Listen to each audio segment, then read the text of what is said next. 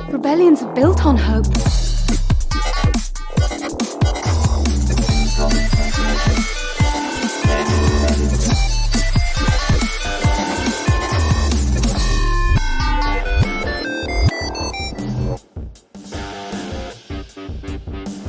And welcome to another episode of Radio Rebellion, a Star Wars podcast. On program, everyone, on program. I'm here on this Star Wars Saturday with our friends. He's here. Oti, how you doing, Oti? I'm crammed in here, as you can see. A lot of boxes. Yeah. All right. Hopefully a little bit better than last week where you're still fighting COVID. Oh, no, I feel great now. But look, I have a standing desk. Oh my goodness. No, that's Star Wars right there. You have the technology finally. No more pillows, no more floors. Yeah. But we have a great guest joining us again in the Rebellion. Roberto Venegas. How are you doing, Roberto? Hi, everyone. I'm doing great. I'm excited to talk about Andor, especially this freaking episode. It's like, man, where do we go from here? It's like, how do you top this? But I have all the confidence in the world they will. Yeah, it's gonna be difficult, and we'll of course get into it in a few minutes. We've talked out there about these three kind of episode arcs. Is it gonna get repetitive, or we're just gonna know beforehand what's gonna happen? And I wasn't kind of jumping out of my chair when 3 episodes of a Prison Break, but man, they don't miss. And this episode was another quality episode. So we'll get to it. I love how they said they were gonna like drift away from the 3 episode arcs, and no, come on. Yeah, episode 7. That's a standalone. No, come on, it's the first one. All right. If you're joining us today, thanks for being here. Make sure that you're subscribed to our channel. Twitter is going down in flames, so make sure you subscribe here on YouTube so you can always find us and you get email notifications like this video whenever you're watching it now, later. And make sure to leave a comment down below what you thought about Andor and all the things we'll be talking about today. And our friend is there. Mo, how you doing, Mo? Mo. All right. And as always, make sure that you're supporting and reaching out for the Amidala Initiative for Equality Texas. Help as you can. And also the National Network of Abortion Funds and the What Choice Fundraiser. And we can't leave our homeland without talking about it. Oti, help for Puerto Rico. Not just the hurricane, everything that happens over there, unfortunately, things haven't gotten better in the years and years that have gone by. But eventually, vote. We are, 3 days away? Tuesday is the primaries, not the primaries, the midterms. Very important. Everyone out there knows where I lean. Just vote. At least make your voice heard. Know that your vote is not just for you, but a lot of people are going to suffer if things go the other way. So have your conscience clean. At least you did your part. So I voted by mail early.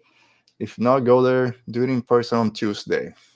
Yeah, and drag your friends, your family members, your boyfriend, girlfriend, whatever. Drag them to the polls with you. Yes, I was gonna try to put the Phantom Menace vote in the Senate when vote of no confidence, but that led to the Empire, and we don't want that. All right, but before we like Mon Mothma if it doesn't go well. No. All right, we're gonna start quick, but before we jump into Andor, Roberto, the first time that you were here, which was I don't know a year or so ago, maybe a little bit more, you mentioned that you and some of your friends were working on this Kickstarter or working on a short animated movie, and it was gonna come a quick Kickstarter at some point, and we've been waiting, and it went live a couple of weeks ago. Can you talk a little bit more about what it is that you're doing out there? How can people help? All that fun stuff. So let me give you a little bit of a backstory. So this is the short film and animation that we're working on. It's called House de la Mancha.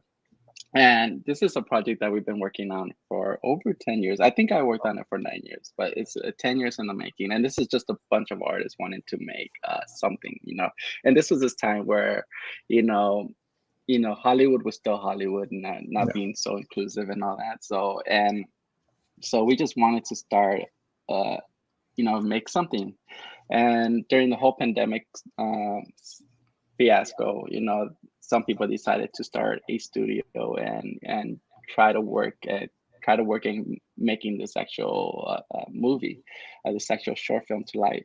And so now we're at the point where we find ourselves in a really interesting position where, we have a little bit of funds. We still need to raise more, and we started this Kickstarter for a plushie, but the goal is to actually not only fund the plushie but also fund the movie, and to get a little bit of word out that this project we're working on. So this project is coming regardless of how much we earn, because we spent so much time and passion and hard work on this that it's going to happen no matter what. So if you have time, just please we appreciate anybody sharing and sharing our story, putting our Kickstarter out there, and yeah, just spreading the word for this. Yeah, and if you're watching this, I put all the links down in the description of this video. So down at the bottom, apart from all the links of all the places you can help, there's a link to the Kickstarter to fund Sancho. Look at that cute little plushy dog out there. Who doesn't want one of those? I want one for my kids. It'll be mine. I'll put it here somewhere. But yeah, guys, if you're a Star Wars fan, you know that Roberto is one of our best out there. He's a great artist. I have one of his paintings out there, Darth Maul on his throne. So if you can help out, again, spread the word, do what you can. So yeah, check that out. Description below, and you can find those links.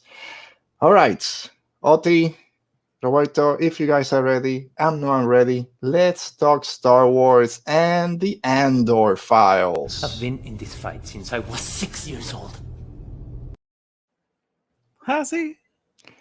We don't know. We're gonna find out. Maybe in 10 years they'll do another canon shuffle, and we'll have a discussion like Tales of the Jedi. Oti, what an episode! You look like you're like Syril Karn moving out of your apartment back to your parents' place with all the boxes down there. But it's actually the opposite. Yeah, moving out of your parents' house. Yeah. Hopefully, you didn't get any Star Wars Cocoa Puff, which I know you don't like too much. I don't like cereal, no. Overall, quick thoughts on the episode before we jump in. It was great. Like I know it's the boring answer, but I loved it. There's a lot of I love the title of the episode. Ever since I saw it, like scrolling through Disney Plus, I was like, "Oh, that's interesting." And then when we get that scene, I was like, "Oh, okay, like this is why." But then there's other scenes that I think help with that title, so that was cool. I love the episode. Yeah, Roberto, first time here talking about the Andor in general. We've seen your tweets. You seem to be very excited about this show. Where do you stand just in general and then this episode? Sorry if you hear my dogs if they're playing. But anyway, yeah, I absolutely love this episode. I can't stop gushing about this show, but this episode in particularly was at another level, and the reason is because not only do we see great character arcs, but you see things that we've seen before start making sense into this episode, and little things like that just brings out the joy in me with this this whole show, and especially this episode. Were you excited for Andor when it was announced? I know some people were kind of whatever, we know the story, Rogue One maybe not their favorite, but were you excited for Andor when it got announced? Yeah, absolutely. I think this was my number one anticipated show, just because it was something kind of different. Out of The Mandalorian, I was excited when that came out, but I really didn't know what to expect out of Jon Favreau, and I by now I know what to expect of Filoni. So this was something completely different. So I just really had no idea. I felt like Cassian had a rich story to tell, but I just wasn't sure how it was going to come about. So the fact that at one point, once I got a feel of Jon Favreau and Dave Filoni, I was like, okay, I think this might be the best show Disney Star Wars has done, and every episode it just proves that it has that it is. Yeah, every episode I'm waiting for that one. Is this gonna be the week that's gonna? Oh man, they let us down. This episode wasn't as good as the other one, but every week I'm one that don't want to say, oh, this was the best episode yet every week. But it feels like it. Like every week they find a way to kind of step up their game, and this week again just crushed it.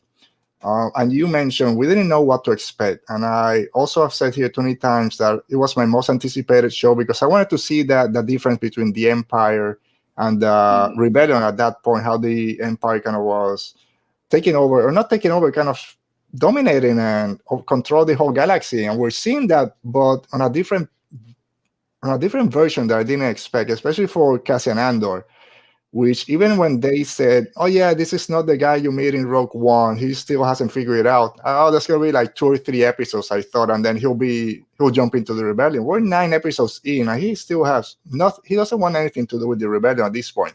Completely unanticipated by me.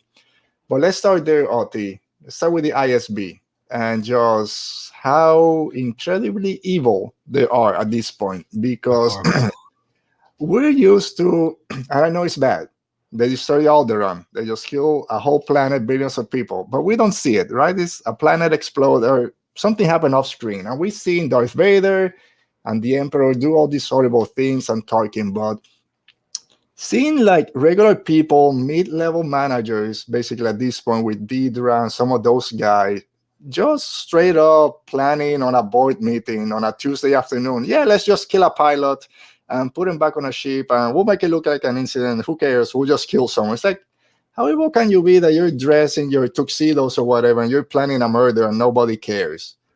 It was just pretty bad. But of course, it starts on Ferrix, Dr. Goyce, and his torture techniques. We kind of now know why Pac was all messed up when, at the end of last episode, when Biggs is brought in.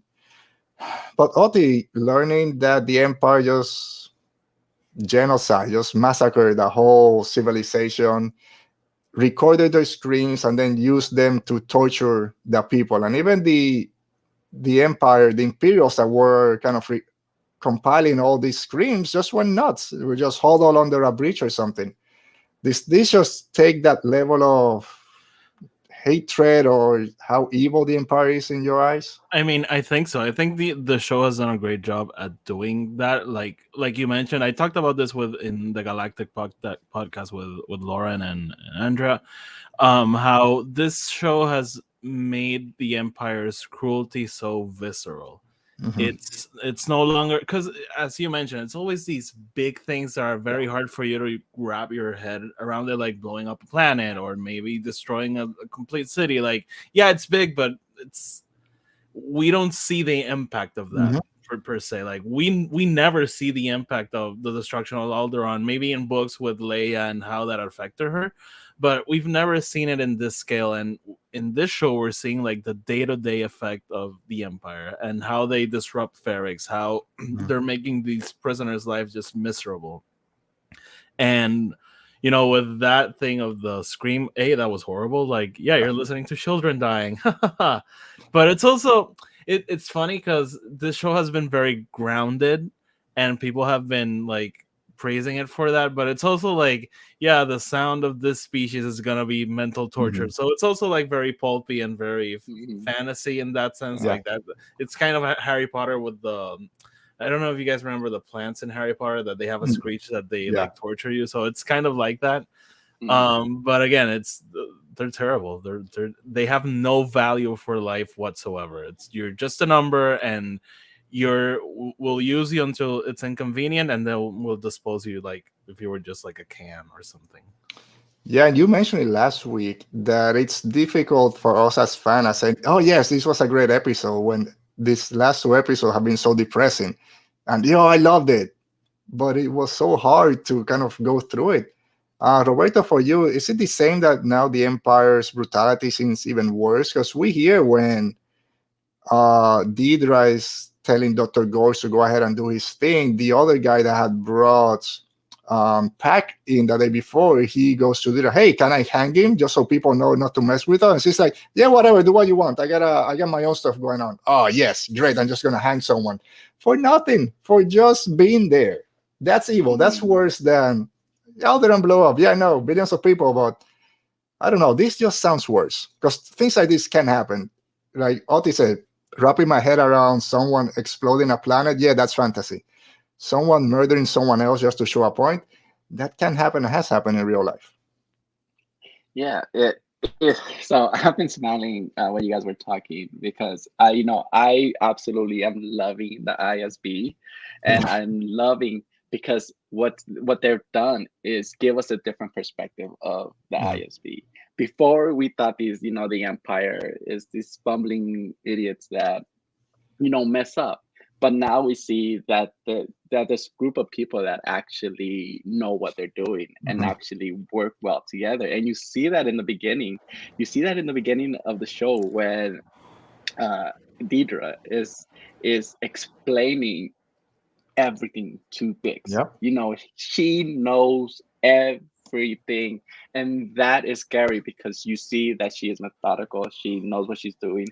And then the whole story of the aliens, there's one thing that actually put a little fear in me, and that was the use of the word children Mhm. when it came to the sounds that they discovered. And this whole thing was just completely out of a horror movie and cutting. And one of the genius things about this whole scene from the start is that Bix doesn't say that much. She doesn't say that much on purpose because not only doesn't want to give any information, give a card, but because it also puts us in the place where Bix is, where she is, and that is a scary, scary thing because now we're feeling what she's feeling. We're feeling the fear. You hear her breathe, and that's almost like you're breathing, and you could almost hear the sound when she starts screaming. So the brutality of the Empire, it's bracketed by a lot just in this first scene alone of the start of this episode. It's just fantastic, man. I Yeah. Go ahead. No, I just want to say, like, I'll push back a little bit with that, Roberto, because I think we still see them being extremely incompetent, especially like in Mm, those early episodes when they weren't paying attention to Dedra because of the paperwork. Like, come on, guys, and with the prison, they and we'll talk about that, but they're like, yeah, well, we don't need to supervise you because you're not gonna do anything. yeah, So, yeah, no, yeah, you're but absolutely right. I get we're not seeing the whole Kenobi thing like Mhm. Leia and Kenobi under the same trench coat, but yeah, but I did want to mention was like we're also seeing like they're just so horrible. That Mhm. scene with Bix, like I I'm sure that she would kind of maybe sell out something about Cassian, but she does tell Dedra like, if I tell you that I don't know, will you believe me? And Dedra's like, Nah. nah.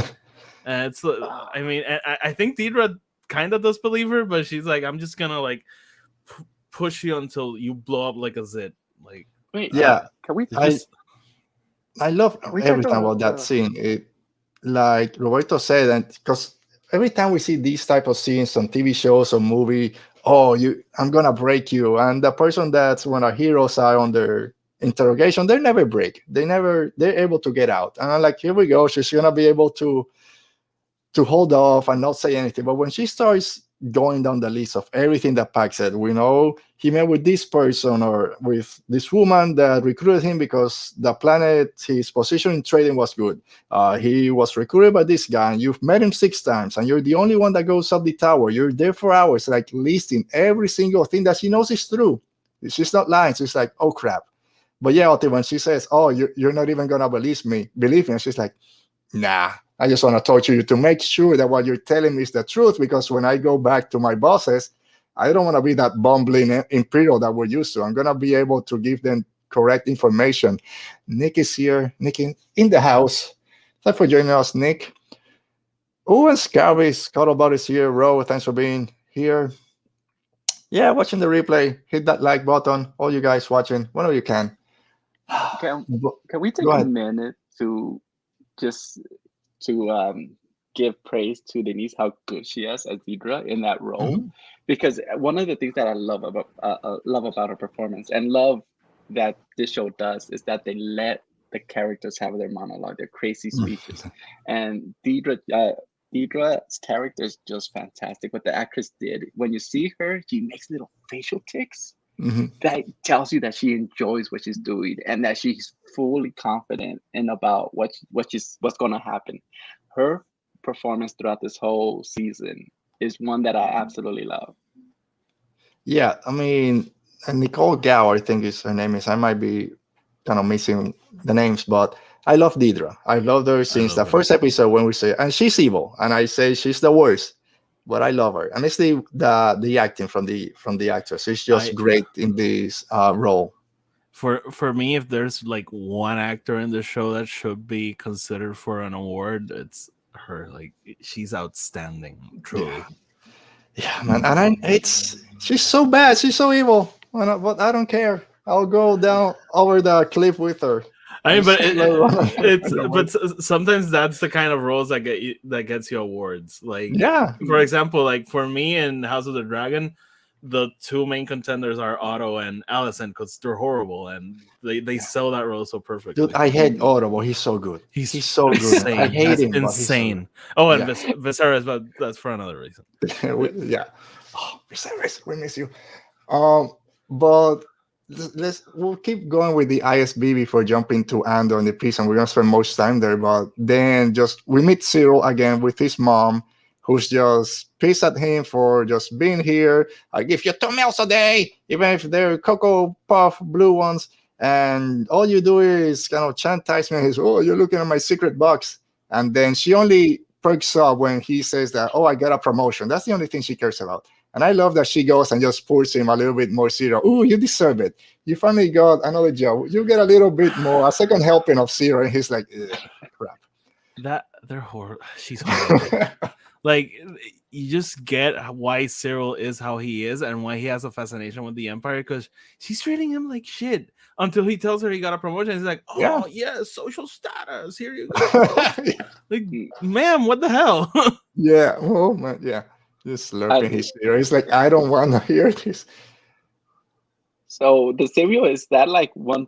She said she gives him 2 meals a day. Is the cereal one of them? Because that's all he seems to eat. But so it has to be breakfast and dinner, and he eats lunch at work, which might be cereal. He might just put in his little Empire lunchbox. But that's how we see them eating, and that blue milk. But yeah, like you said, Oti, that's the only thing that brings joy in her face is, okay, you're contributing something to society. What does he have in his secret box, in his private box as he's been snooping? You think it's something to do with Andor, lock off someone's hair? I think it's a little bit of everything, right? Yeah, but it has to be his aspirations, because he's it has to be probably a picture of a sexy Palpatine or something. It's like that's what he wants to reach. Yeah, that's his goal. Yeah. Oti, this scene between Syril and Dedra when he's waiting for her outside of work, he's been stalking her. A lot of people have taken issues with this scene. Not that it was bad, but what it represents. Especially a lot of women fans out there have said that they've been in similar positions. People just stalking there.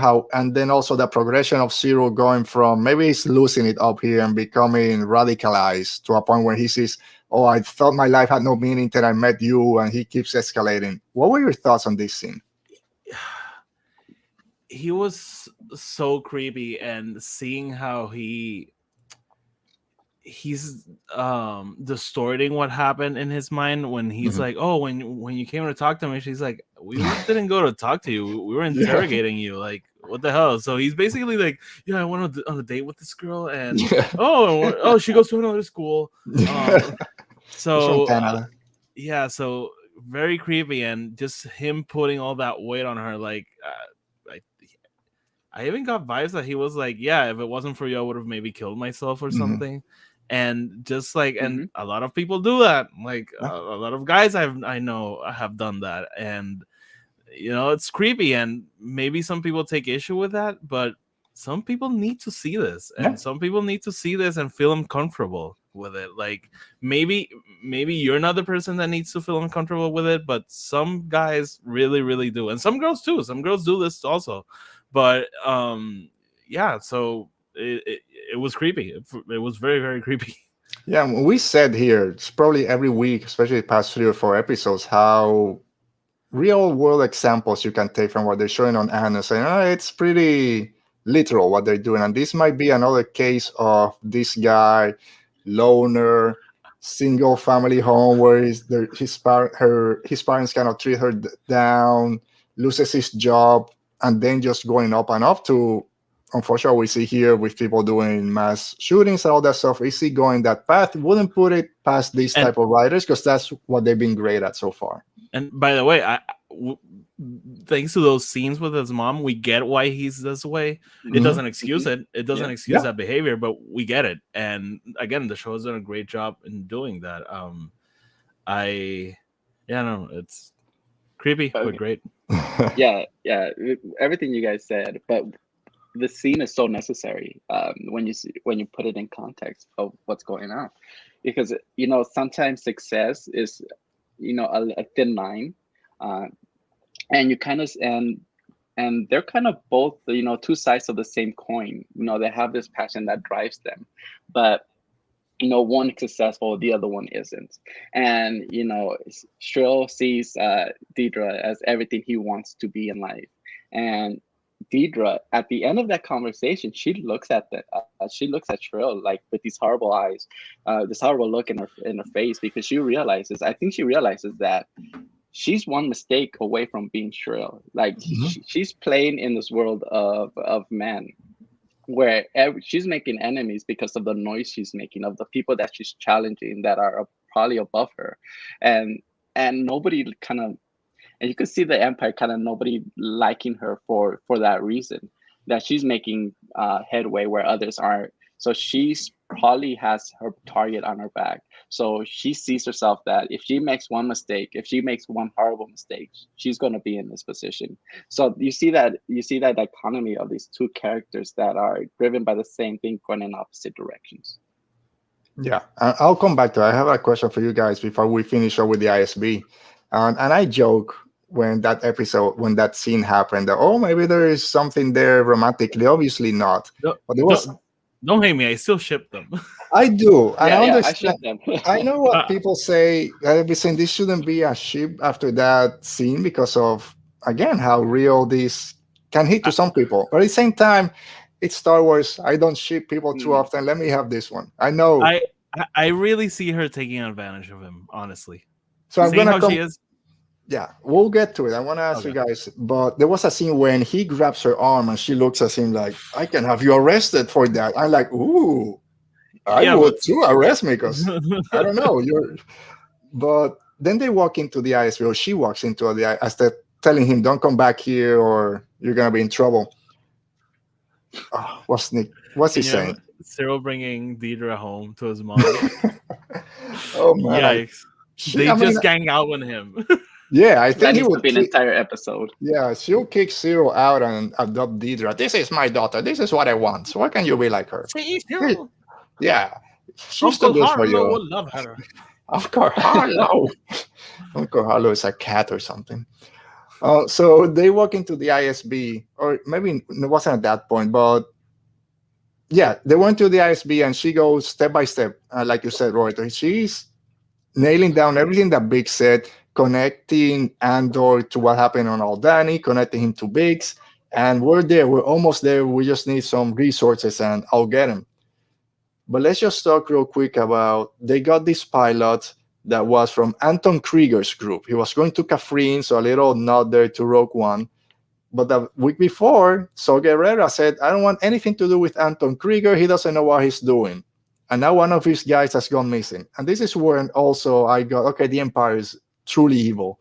When Dedra kind of says, "Why don't we just damage his ship, kill him, put him back on the cockpit, and just let it kind of meander into Kafrene, and it'll get towed in, and we kind of, Krieger won't know anything."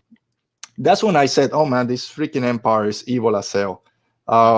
Well, again, all the ISB scenes have been great. What do you guys, or Roberto, that scene in the ISB when she's kind of going down the list, Party Gas is kind of, you're connecting Andor and all this. What are your thoughts on this scene? Yeah. This is what, to go back to seeing, the ISB actually functioning and working. It's a great thing for not only for us to see that they're not just incompetent fools. It's like seeing how they work together and how they're putting all these things together, seeing their evil plans together. It just sets them apart and brings the stakes that they're placing that more real, because if we just see them fumbling and shooting their lasers in different direction, that dangers doesn't register. So seeing how well they kind of come off as is really a kind of breath of fresh air to kind of see them work like this, and it's efficiency. There's a bit of efficiency going on there, where they're trying to figure out what's really going on, kind of flying blind. But it's actually really enjoying. And I don't know the name of that actor too, but I love him. That ASB, the head of the ASB, I love his tone. Yeah. I love how decisive he is. I love how it's like, get on it. What are you? Yeah. They're just waiting. Just told They're you just what to looking at do. And yeah, he seems like a real boss that you're like, okay, Yeah. he tells you something, you run and do it. And that's something that I'm absolutely enjoying so tremendous, to seeing this empire be working like this. Yeah. Another Game of Thrones alumni. Kyburn. Kyburn, another evil guy. Oti, so I'm going to pose this question to both of you, but also with you, Oti. Roberto, you said that Dedra's kind of on that, towing the line that anything that she does, she might just be pulled down and people might be gunning for her. And Oti, you said that maybe she'll use Syril at some point. So my question to you guys is, where's Blevin? Right? Lieutenant Blevin was in charge of the Morlana sector until it was given to Dedra, and we haven't seen him for about 3 episodes. I think he's coming for her. I think he's going to be the one to pull her down. Something goes wrong, and he's gonna start pointing fingers. And maybe he's the one, maybe he'll use Syril to bring her down. He knows that Syril might be a little cuckoo in the head, and kind of push him towards Dedra. When that whole thing blows in her face, then he can come up and say, see, I told you she didn't know what she was doing. Do you think that might happen? Or even her assistants that kind of stood up in the middle of the meeting, hey, he shaved his face, they did this, did that, already saying Dr. Gore's over there. Is he trying to now jump into it? That's who I'm going with. I don't think Blevin is. I think Blevin was there to show us how the Empire works. You need to take the person above you down in order to go up. So I don't think he's coming back. But I'm looking at her assistant and being like, is this person going to be the one who's going to take Dedra down? And maybe that's how she ends up with Syril again. I don't know. But I'm looking at him because I think that's who we should be looking at. What do you think, Roberto? Any one of those two trying to bring her down?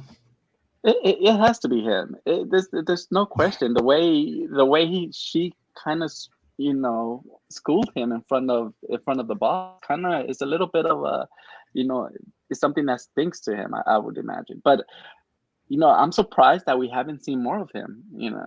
Maybe because they're using it as a kind of maybe as a surprise to kind of bring her down type of thing.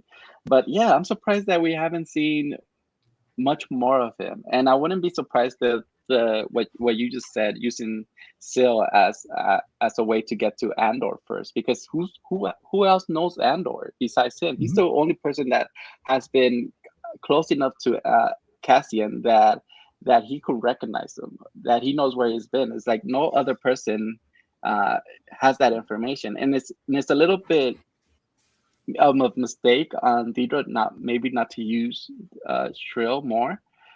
Because of what he knows and what he could possibly lead.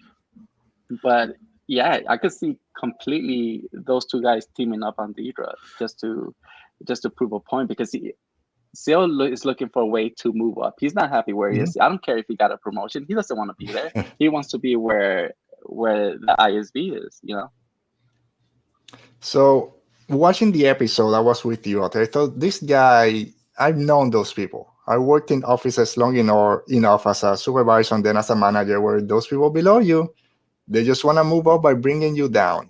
And he's that guy. Let's send Dr. Gore's over there. I already did. And then when she's kind of stumped, when Partiga says, oh, you're connecting Andor to Aldani, that's kind of a jump. And he jumps up.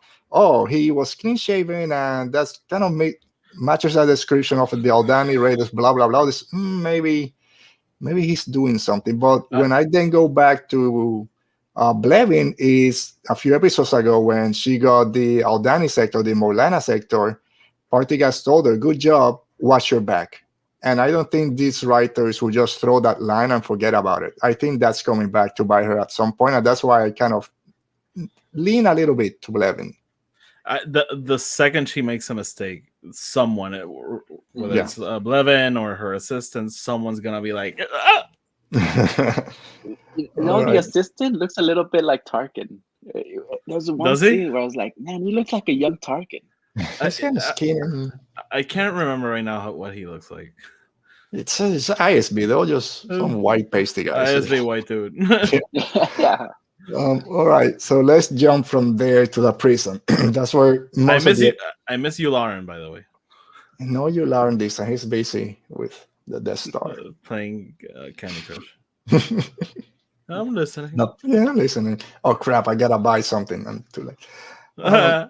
Let's just jump to the prison. So we get there, and let's start with it's all Andor and Kino Loy, right? Diego Luna and the circus. They just killed it the whole episode. But even that scene, they're just in their bunk at the end of the shift, just talking. And he's asking, "Have you ever thought about escaping?" And he's like, take that thought out of your mind if you want to stay here. And it's like, "Oh, I'll take that as I know." And we get the whole no one's listening. Do you think they care?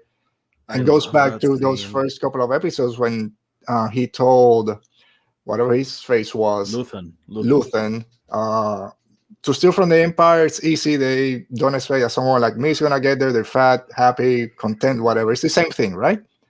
Alti, take me through this scene and then that big kind of no one's listening. They don't care. He's yelling it. No one's listening. I love that. I love a lot of things about the first moment we see Andor. Like I think they say it's been like a month since he's been there, and he's learned the ropes. And we see, apart from him yelling, nobody's listening. He's openly trying to escape. Like we see him talking to a person from another table. Like, oh, look at the railings. And again, going back to last episode, he's just paying so much attention to everything. Look at the railings. They don't have shoes. And you know, with the tubes in the bathroom, we see that he's been doing that for a while, and it's not a secret. And I love that moment with Kino when he asks him, they're asking him if he's ever thought of escaping, because I think he has. And I think because he's telling him just forget about it, just forget about it. I think maybe he tried and it went horribly wrong, and that's why he's just so into just let's do our sentence, let's get out of here and just forget it. But that moment when he's screaming, he's kind of trying to prove a point to him, like, I can just yell this out and nothing's gonna happen. But I also think it's kind of a little bit of desperation. Like, I desperately want to get out of here, and you know, maybe you start yelling to prove a point, and then you get like excited and like start yelling a little bit more. So I love that scene. Yeah. For you, Roberto, what was your take on that scene? And also, how are they going to escape? They're in the middle of the ocean. Even if they manage to leave the facility, how are they getting out? They have Michael Phelps with them. Ooh, oh man. Okay, so okay, so this freaking scene that happened, I was a little bit perplexed. I was like, okay, why is this conversation happening? It's like Cassian knows who Kino is. He knows he's not going to give him any information. But why is this happening? So, and it ties back to a little bit of what you said, is that of course he thought about about escaping, but I just thought it was a little bit weird. And it, just to move a little bit forward, but I'm going to keep it on Kino, is that there was a moment where the whole chaotic thing was going on, that you see Andy Serkis just acting his butt off, and you see his eyes moving back and forth as he's trying to get everybody in line. And then at that moment, I realized why that conversation happened. And not only to set up, of course, the ending, but because it also explained his character. His character is okay. So I don't know the name of this, but it's when you're in it's something happens when people are in a cult and whatever crazy thing they believe in doesn't happen. Instead of just turning around and saying, oh, okay, it didn't happen. Time to move on with my life. They, instead of doing that, they double down Mhm. and make up excuses of why it didn't really Like happen and what, and it will happen in the future. It's kind of like like what we see with the whole election denial. Instead of Mhm. saying, hey, it didn't happen, but like okay, they double down. So I think that's where Kino is coming from there, where he's been in this for so long. He puts so much work, so much time, so much effort, and he sees the goal of him being released there, that he's ignoring his past experience. He knows that little voice in back of his head is true, that he ain't getting out. But he doesn't want to believe that because he put all this time and all this work effort, and all that time will be for nothing. So he's not listening to Andor because he sees himself in Andor and he doesn't want to get that hope up. He's just convinced himself that this moment of release is near, and he knows it's not true. I I also think he's maybe in denial that the Empire is changing, which is something Mhm. that we're seeing with this show so far. Especially with that scene in the end when they ask if they're ever leaving, and the doctor says like, "Not for Not now." now. Yeah. Yeah, so I think we're also seeing a galaxy trying to adapt to that, which is also very real world. A lot of people can't accept that Mm. the current parties are shifting, and that party is losing its fucking mind. Yes. It's yeah. It's like Bob said last week. The left, they can't get on program, they can't get on message, and the right is they keeps just doubling down, doubling The- down. Oh, don't change. We have that conversation, dude. It's not freaking working. They're yeah. Oh, what else? Oh, I think you know how they're gonna escape. I think Kenobi's down there under the water with a couple of breathers, Oh, just waiting for them. hello Oh, there. yeah, hello there with Listen, Calcus. listen. If Kenobi shows up, it will make literally no sense, but I will lose my freaking Yeah, mind. Uh, then it'll be the Jar best Jar show ever. Binks better be with him. Hey, he'll be there. Maybe it's like the Colossus. Maybe those stations is like the Colossus, and we'll just jump. It's a ship, and they can get out. I But think they'll kidnap like a shuttle or something. yeah, come on, let's have fun with it. And anyway, great scene. Melshi to me looks like Ben Affleck for some reason. Clean shaven Ben Affleck looks every time I say that's Ben Okay, Affleck. What's he doing there? Um, okay. yeah, I don't They know. should cast Ben Affleck. Actually, Oh He's yeah. a good actor. He can I direct love. one of the episodes. I'm a big fan of his. Yeah. But yeah, that whole scene. And come on, another reason the Empire isn't watching them and going down there. That bathroom and that panel. That's the jankiest panel ever. That Anders beating up is so messed up. Just taking a couple of He can't sheets. even put it back right. It's falling apart. So the Empire is in there because if you see that, these This prisoners is are up to something. suspicious. Yeah, let's just go on program. But I Man, love. and there's no doors or anything private while you're taking a poop. It's like No, everybody is gonna It's hear you right outside. this. it's Oh, like a man. regular prison though. Yeah. Even their Yeah. bunks is right there. It's open. You're looking at two Mm, people across from you as you're doing your business, eating food from that that's tube. I have Oh. such a hard time in that prison. I'm the kind of person if you're in the funeral and I someone can't. walks in, I'm like, I I'm can't. done. I think. Dude, I'm gonna 180 or whatever. I was at a rock festival years ago, 2002 or 2001, whatever. System of a Down, Ozzy Osbourne, Black Oh Label Society. It shit! was great. Oh, I had right before System of a Down went on. This is when their second album came out. I went to the bathroom. There's a line of like 30 people in front, to the side, to the back. Dude, I stood there like 5 minutes. I couldn't. I was about to pee myself, but I couldn't because I'm one of those nervous. As I got someone next to me, I can't go. So I had to come back afterwards. So yeah, I wouldn't be able to last. My bladder will burst in that prison. And I don't know where we were going from there, but we'll salvage it. So yeah. Oh no. So Kino Loy, because let's just go with him. You guys have said it great, but he's been there so long, and he's basically one of the guards there, right? That's his job. As long as I do my job and I keep my people in line, in 247 days, I'll be able to leave. Just everything is copacetic, I'll be able to leave. That's the whole thing. And we see it when they bring the new person down, he goes through the whole speech, level 5, floor 2 or floor 5, level 2, whatever, or tube 2, D's for day shift. He goes through the same thing. This is my job. I just want to make it through the day.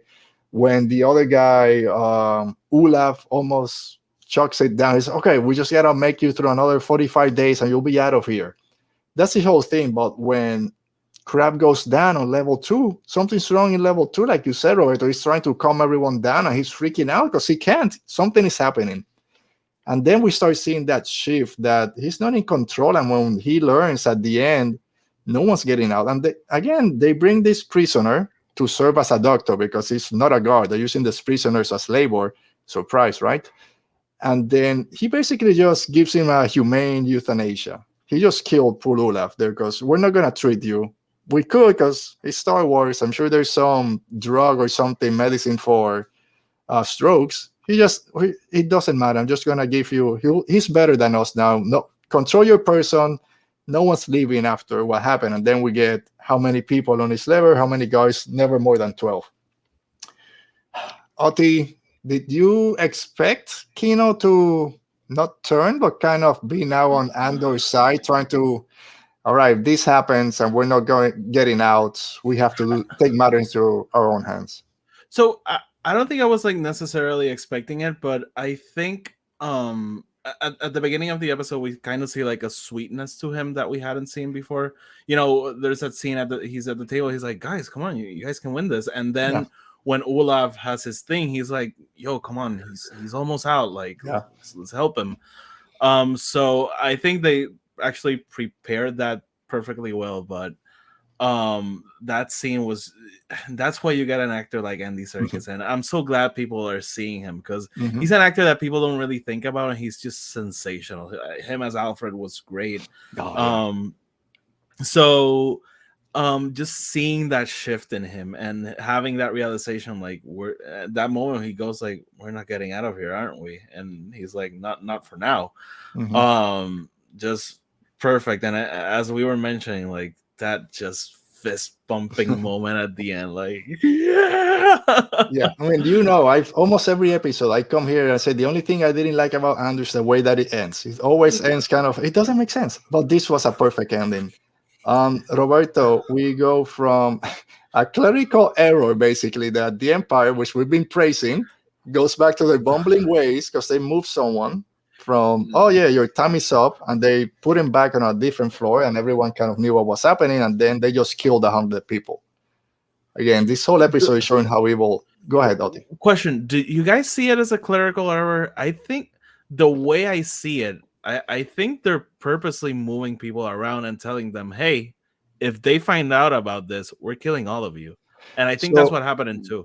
So the first time I saw the episode, I'm like, crap, that's what they're doing. Your sentence up, now you're going to a different floor. That's what I was thinking. But the second time I saw it, I think that doctor says something, oh, they made a mistake and they put someone back in. So I'm kind of confused, but I want to say that, no, this is what they do. And maybe it's what you said, Oti, say something and everyone will die. And then someone just spoke up. What are your thoughts on that, Roberto? And again, how evil freaking Empire, either by a mistake or, because if it was a mistake, okay, sorry, we'll put you back. Well, you're gone. We don't have to kill everyone. No, they freaking kill everyone because they found out that this is what they're doing. I think it's a mistake in a sense that they put them in the wrong place. Oh, you're breaking up. There you go. Doesn't make any sense. Oh, I'm sorry. I see it as both, kind of like a error and a not error, because of course, this is the Empire is not going to release, free labor, but I think they messed up and they put them in the wrong place where the word can get out. So frequently about that mistake that you're not getting out. I don't care how close you are, you're not getting out. But one of the things that I kind of interesting with this whole scene and being in those corridors is how intensely those scenes were, especially when they were communicating through sign language about the information, because they're not getting the whole freaking picture. So it puts you in a little bit of a panic where everybody's going. So this whole scene just works so well to that moment where you have that Cassian and Andor talking about how many men are there? Never more than 12. But it's just ex- it's just how would I say this? Just shows how people that are buying into the system, they're buying into some just a dream, and there's really no plan for them other than just work, which is kind of just sad, because you see Andy Serkis' character just kind of realize that, and then we see that how his character just goes from one end to the spectrum to the other, and it's so freaking good. Yeah, I mean, it was great. I think you might be right. Our friend Mo kind of said very similar to what you said. She thinks the error was that they placed them on a level where people that they could recognize what happened, and maybe that was it. And our friend Dale is here. Thanks for joining us, Dale. But yeah, that Empire. They're horrible. What do you think is going to happen? How are they going to create chaos or create a commotion? I'm guessing it has to be with this pipe that Andor is kind of shaving off. I was thinking that in that past episode, when he's going to be put into place in the prison, they're waiting for one of the guards to get there. And he said, oh, there was a technical error somewhere. I had to cover for someone. And they're like, oh, no, this takes precedence. I think it's something like that. It's going to create some mechanical error issue. They're going to have to come down on that. So like he told the other guy, when it's halfway down, they will jump in and go from there. But it's going to be interesting, and I have complete faith in the writers. I don't know how they're gonna do it, but I kind of think it'll be like a, balls to the wall kind of thing. Like I don't think it's gonna be a secret thing. I think they'll take the first chance they can, and then they'll take the next, and the next, and the next, and make 100. 10 people feel like 100. Maybe 10. There's 100 people in that room, or there's a lot of people. Yeah. No, but between the day shift and the night shift is 50 people each. Just 100. You get 10 or 12 to help. Make 10 people feel like 100 men feel like 1,000. There you whatever. And if you think about it, if one of them gets a pair of boots, all bets are off, because they don't have weapons. So it's like, if one of them knows how to fight, like, then you get one pair of boots, then you get two, and we saw that Cassian knows where they are. That's the first thing he looked at when he came in. Roberto, is Kino Loy gonna eat it? Is he gonna escape, or is this his last hurrah? Kino's gonna die, man. He's gone. Let's face it. As great as Andy Serkis as an actor is, his characters always die. So, but, I would like for him to survive and go somewhere where he could drink margaritas and live the rest of his life, especially after having such a death in this episode that kind of stings a little bit, because you were rooting for him. You wanted him to be free, but it didn't happen. So somebody, it would be nice if to give us a little bit of hope and have characters survive. But one thing that I was surprised how another character in that scene that you were describing, Oti, about with the panel and making his way through that pipe, is like, how many people are in his plan? Like, how many? How big is his group? And you see them communicating across the through each section. So how many people are involved in this? In Cassian's plan? I think a lot, honestly. I think they all know. I don't think they're afraid of anyone finding out, honestly. Yeah, I love that scene, because when he goes to the bathroom and that other prisoner kind of gives him this look and looking what the hell he's doing, I thought it was just going to be one of these prison scenes that someone goes and they start a fight in the bathroom or whatever. But no, he's part of the plan. It's someone from a different table, which, like you say, it shows that he's working with different people, and that's going to pay off. And by the way, everyone knows about the sign language thing, because there's that scene where Kino's like, how much time is it gonna take for information to come through? So they all know. Yeah, because the first time I thought it was just him and the other guy. And like, how are they not seeing that they're doing sign language? Everyone knows that's how information goes by. Like you say, it takes days for things to get from floor 2, level whatever. But by the way, I got the feeling that the doctor is also a prisoner in there. Yes, because he doesn't have shoes. He have shoes. He has basically the same outfit. So yeah, I got the vibe.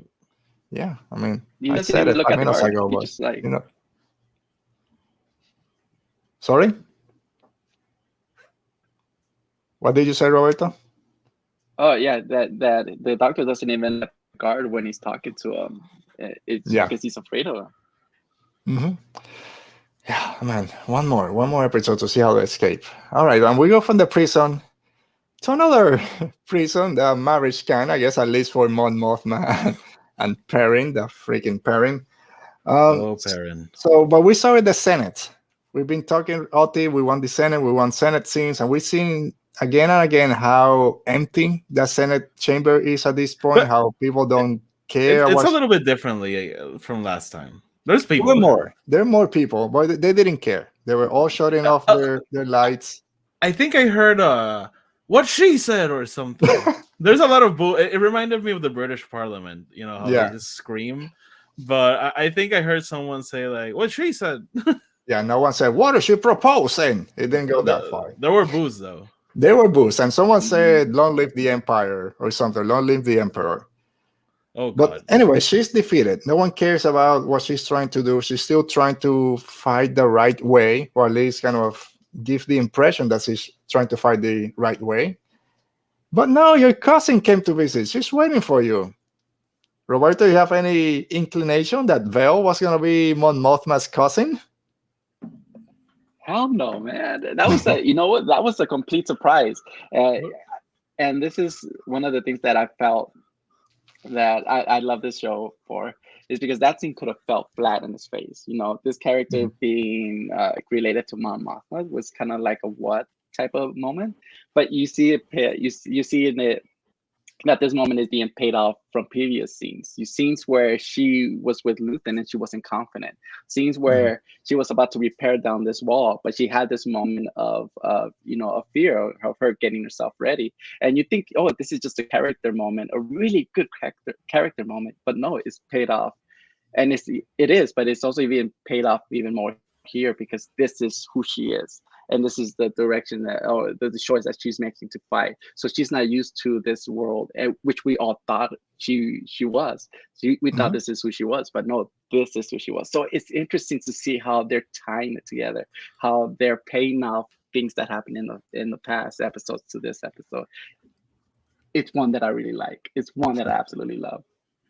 Yeah, I was when the driver said, "Oh, your cousin is waiting." I'm like, "Ooh, is that Bail Organa? Is he saying that it's her cousin just to get there?" I'm like, "Oh, Bail's here." But then I think I heard that he said she is waiting. I'm like, "Oh no, it's not Bail."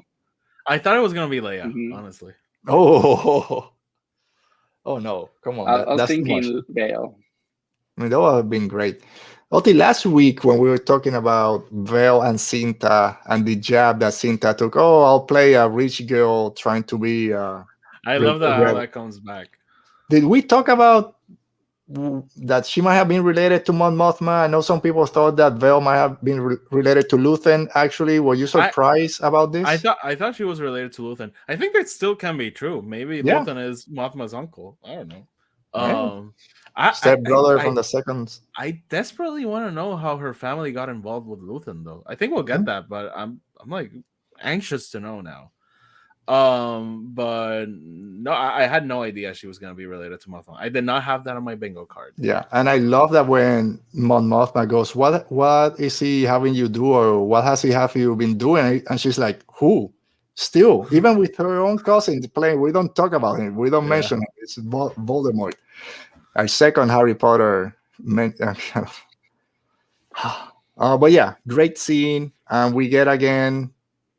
Mo, you have to remind me. Leda. No. Leda. Leda. Is that No, I who's but by the way, when I recorded my review, I forgot. I was only thinking like, if only Mo was here. But we all need a Mo when we're recording shows. But Mon Mothma's daughter say, "Oh, look at the dress she brought me. Oh, you gotta ask your father. He lets me do anything." It's like, damn, this Mm, that mind is working there. Even then, when they're talking, oh, a lot of people from I forgot the planet they're from, Chandrila. Chandrila are here. Oh yes, mom's old boyfriend talking about take home. And she's like, oh what? We just know it from grade school. It's like, man, it's just jabbing that. But again, they've been married since they were 15. Like, parent, tone it down, man. Like, if they were a thing, they were a thing. Like when they were like 8. Oh Like, yeah, and the first love. Yeah. What Oti? I mean, Roberto, what are your thoughts on this? I don't even want to call it failing marriage because it's not a marriage; they're just together. But what are your thoughts on Mon Mothma pairing their daughter, Tai Koma, just being there and now bringing in a Chandrillian thug with a lot of money to help out? Yeah, the whole Mothma and her daughter thing just kind of hurts because every time she speaks, she talks to her mom, man, it's like knives to the heart. It's like, just be Yeah, nice to your mom for once. she's But trying. yeah, she's trying. But you kind of see how her life is just a complete mess, and you know, and everything is closing in on her, and now she has an option. She's so desperate that she's going to take this meeting with this sketchy character, and you kind of see that you know where she's being squeezed out. So where is her character going to go? Who she's going to where is she she's I feel like I've been feeling like her character needs to get dirty at some point. And this might be the turning point where she will start getting dirty, where because she's can't do anything from the position she's in. So something has to happen in her life, and how is that going to affect the family? It's the interesting question. Yeah, that's a problem with Mon Mothma, right? She doesn't get dirty. She still tries to play by the rules, which is what Saw Gerrera throws in her face. But like you said, just playing by the rules isn't working. She's trying to move 400,000 credits, and take Koma has to go like, that's a lot of money. People are gonna notice as soon as they look at the bank and all the transfers. They're gonna know that something's wrong. We need to put money back. And then he's talking about this guy, Davos Coldon, which I I think love that name. if George Lucas was writing this, it would be like Davos Scumbago or something, because that's the type of character that this is. Just this, It would be like Davos, Moneyland Davos. yeah, some weird thing. And then it'll be everyone's Shiro. But Scrooge okay, McDuck. it will be an actual dog just walking there. Uh, what do you think is going to happen with Mothman? Something. I think Mothma's dying. Jeez, she will. We just And broke it here. the person in Return of the Jedi is actually Mothma. Mothma. There you go. Mon Mothma. And that's why she was so great leading the rebels. So when I was It's called a recording, character arc, people.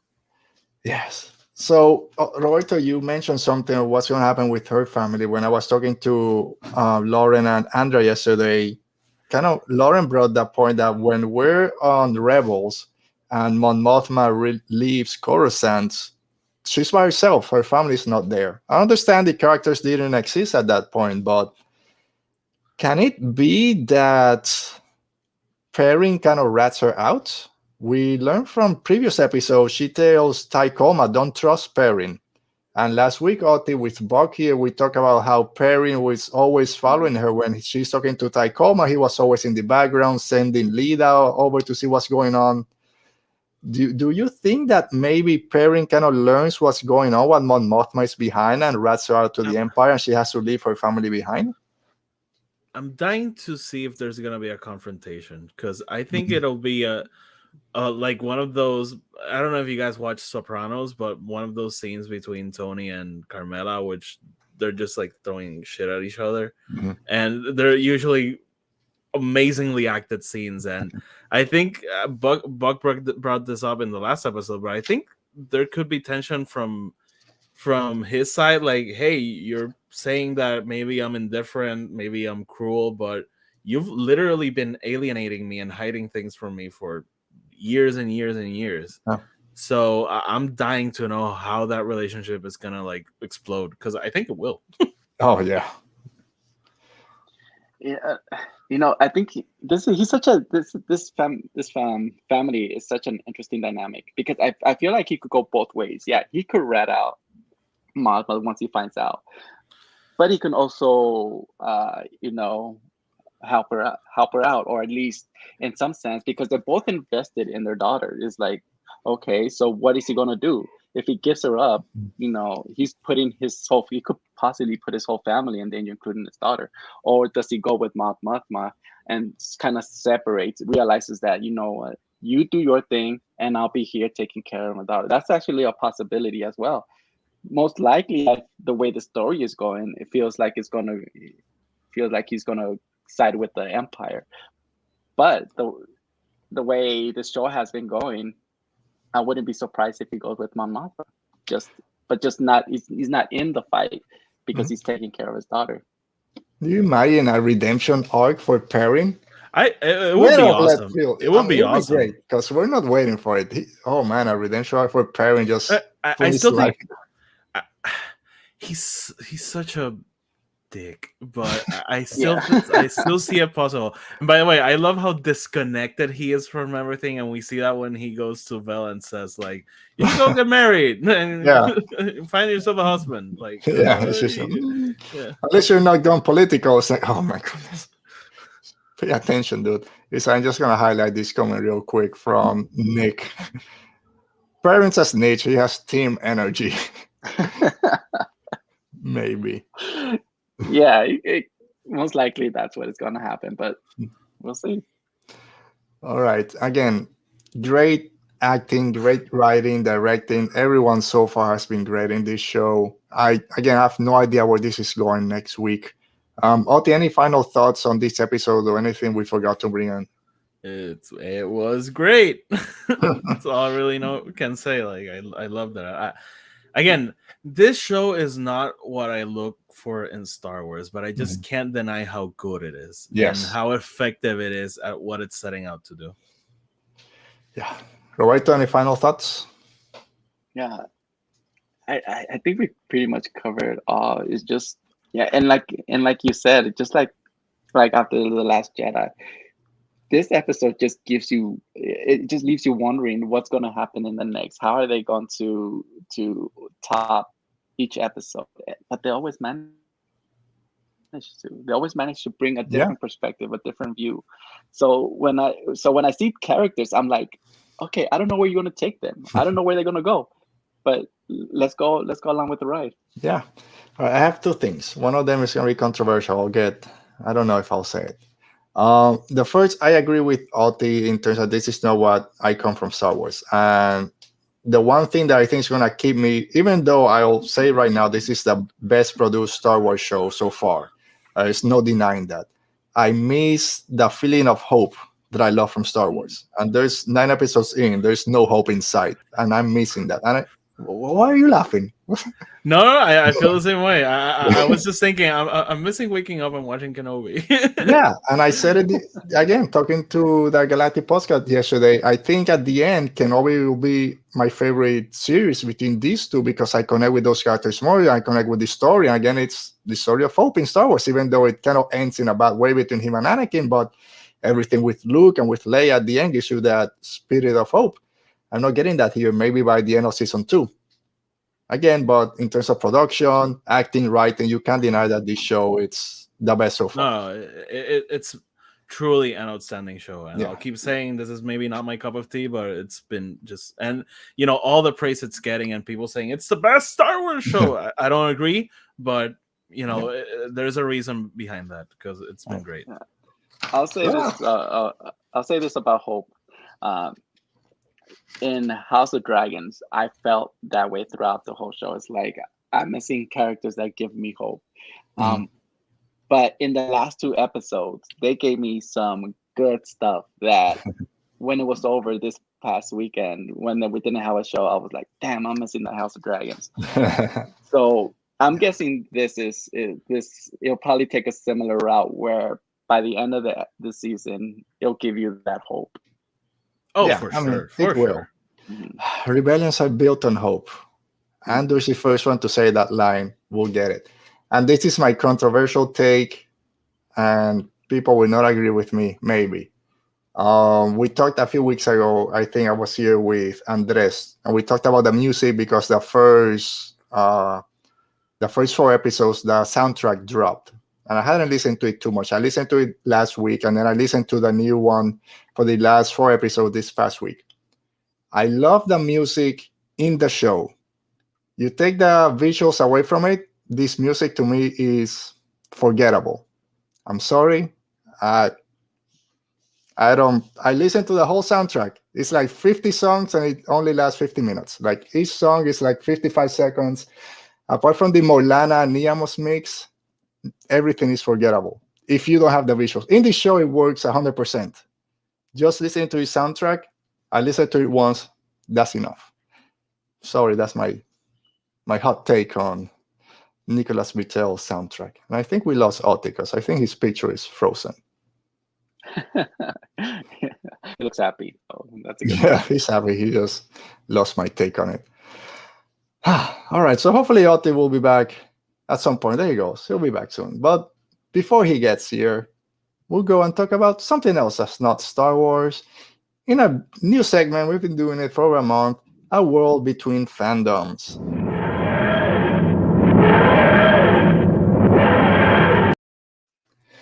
All right, Roberto, you mentioned it. House of the Dragon is over. Love that show. I'm missing my Rings of Power. That's my show. Love that so much. Yeah. Talking about soundtrack, I've been listening to it since it came out. Every day I listen to it. I'm waiting for Otti because he finally watched She-Hulk. Every time I talked about She-Hulk, there he is. Let's wait for him. I'll let him plug himself in. There you go. Sorry, guys.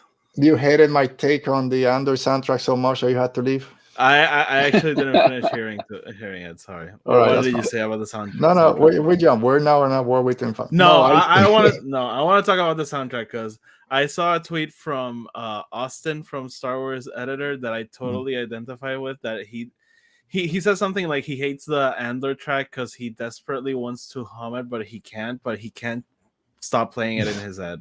And I feel the exact same way. I have no idea how to hum it, but I like it. I haven't been a huge fan of the score, I won't lie. It's good, but I think it's fine. So my take was that the score by itself is nothing to play over and over again. It works in the show. It has the tension that you want during the show, but just listen to it as, let me put a Star Wars soundtrack. It does nothing for me. All these songs, apart from the Niamos mix, they're forgettable. I don't hear a song and say, I know what scene this is. It's whatever. I listen to it once. That's enough. Yeah, I agree. And I just lost all the few followers we had left on Twitter because Twitter is going down to the ground. We'll try to stay there. Mastodon! We gotta go there. That's such a weird name. It's a great band name, though. It is. Plus a great band. It's a great band. I mean, everything I see about Mastodon is just how difficult it is just to set it up. And even when, this is going to help you. And I read how when people say, this really helped me, I still don't get it. So I'll stay here for now. So Otti, War Between Fandoms. You finally watched She-Hulk. Give us your thoughts on She-Hulk after 2 months. I loved it. I really loved it. I wish it would have been a little bit longer. It works great as a binge, by the way. I know people had issues week by week, and I totally get it. If I had watched it like that, maybe I would have liked it as much. But I literally started it one night and finished it the next morning. So I really like She-Hulk. Yeah, it's not a bad show. Once you know what you're getting, then I think it's my least favorite Marvel show, but I still had a blast with it. Yeah. You didn't mind that twerking in the post-credit scene that had you not told me it was an after-credit scene, I probably wouldn't have watched it. Roberto, you watched She-Hulk? Yeah, I liked it. I liked it tremendously. I think that actress is so charismatic. I love seeing her smile. She's great. Yeah, So it's like sometimes the show itself, doesn't hold me, but the characters kind of do. Yeah. And in this case, it was all the characters. I absolutely loved them. So it was the thing that carried me, and I just had a lot of fun. I again, you know, Andor, Lord of the Rings, House of Dragon, even She-Hulk, they all provided a different taste of entertainment, and they all were fun to watch. Yeah. I miss Madison though. Madison with the Y, two N's. She's Two great. N's, one Y, but not what you think. Oh, I loved her. Oh, you I got love that memorized. Yeah, that he gets I right. replayed it over and over. I loved her. Yeah, it's great. And I love that when that trailer came out, there was a quick scene about that magician, and people thought it was Johnny Blaze because that Blaze in the name. Oh, Johnny Blaze, Ghost Rider is here. No, it's just a crappy Just magician. to lose her. Yeah. But anyway, let's talk a little bit about DC. We really don't talk too much about DC here. We kind of keep it with Marvel and all that stuff. But so it was a big shakeup. Oti, you might know a little bit more than I do. So DCEU, however you want to call it, has been kind of on this roller coaster ride for years. They wanted to be the MCU just with 2 movies in. They wanted to do this big whole thing with Justice League. It didn't work. Zack Snyder's Justice League and Snyder fandom on Twitter. It's just been a mess. And now they bring in James Gunn and someone else. I don't have the name with me. Peter Safran. All right, Peter Safran to kind of ride the ship. Henry Cavill is back as Superman. I haven't seen Black Adam. I don't know if you guys have. So I'm gonna try to go tonight, actually. Okay, so just give me your thoughts on all these things are happening now at DC, and do you think it's a bright future ahead?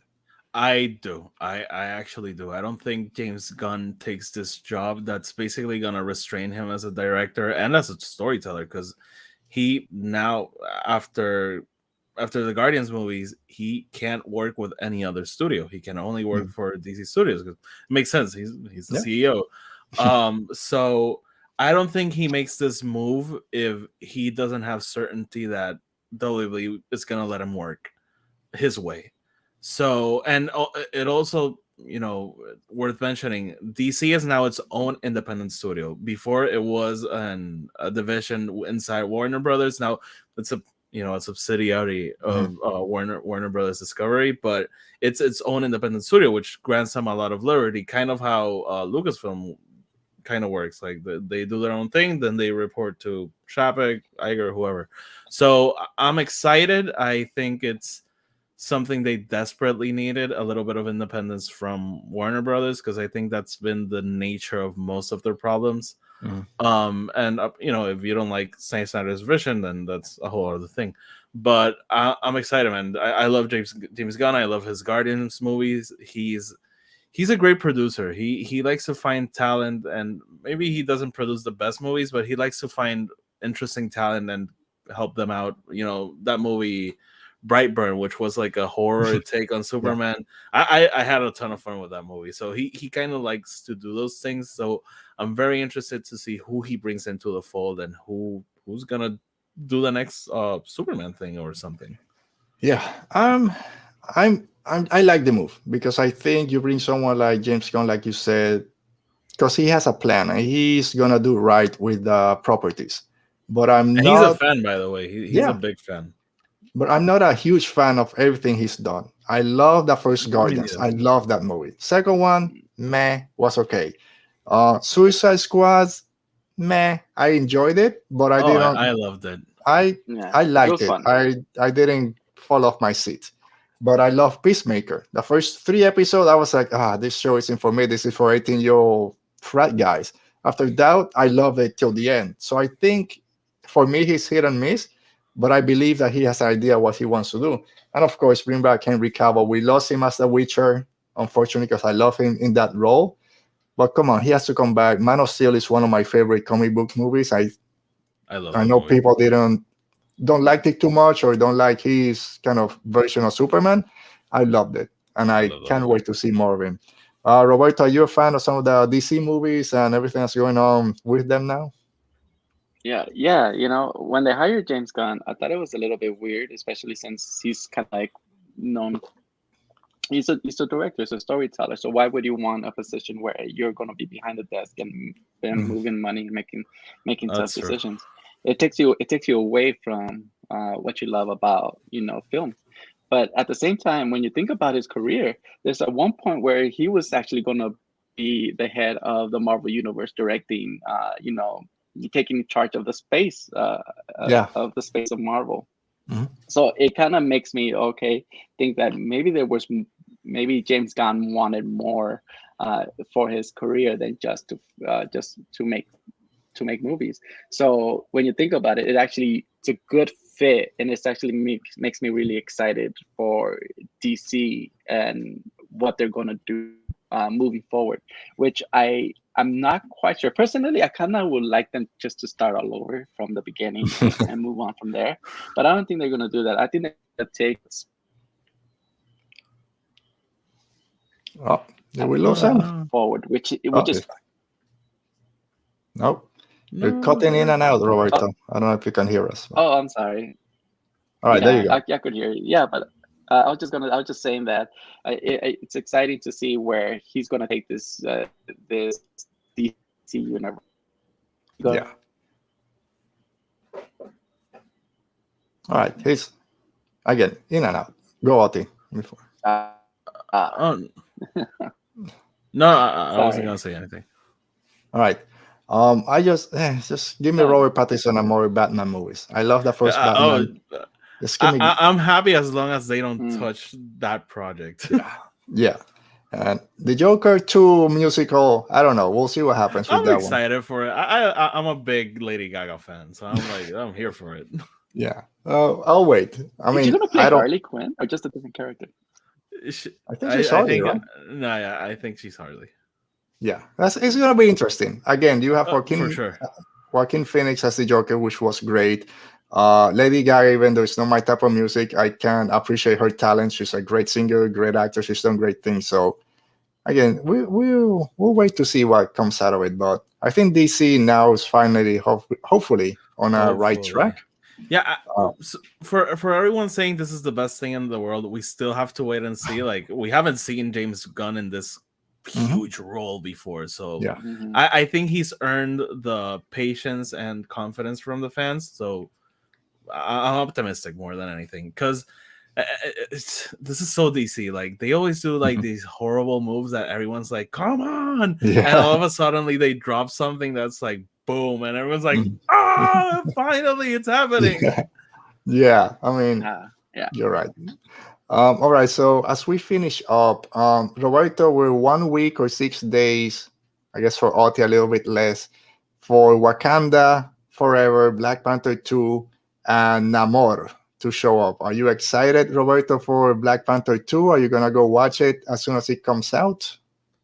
Yeah, I should. I should get my ticket now, but I haven't. But yeah, man, I'm excited for this. You have two nations that seem like they're gonna go to war too. So was not excited about this, this, and not to be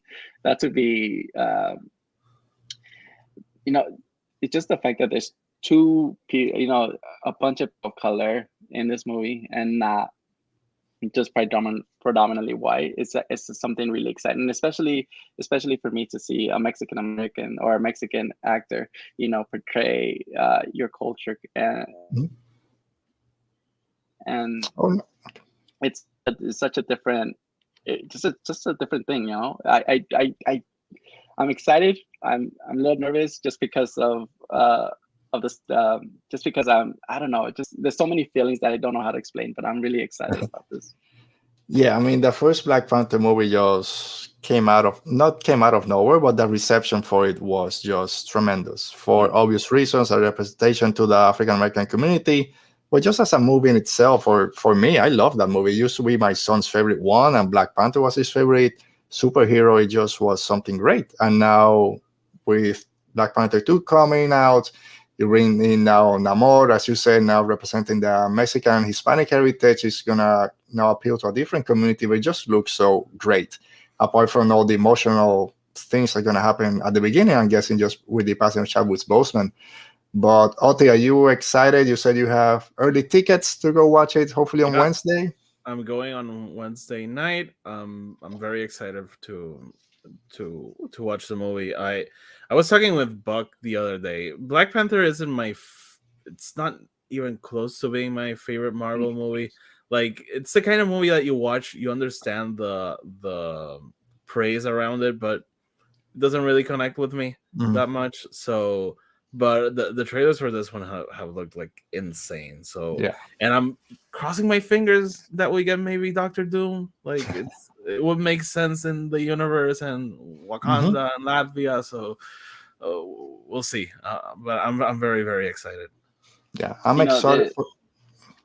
Go ahead, Roberto. uh, I was just gonna say there were so many challenges with this movie, and losing COVID. Chadwick is so it's just how you know the how it affected making this film. But one of the great things that I think Marvel did was take its time and not rush it and not Mhm.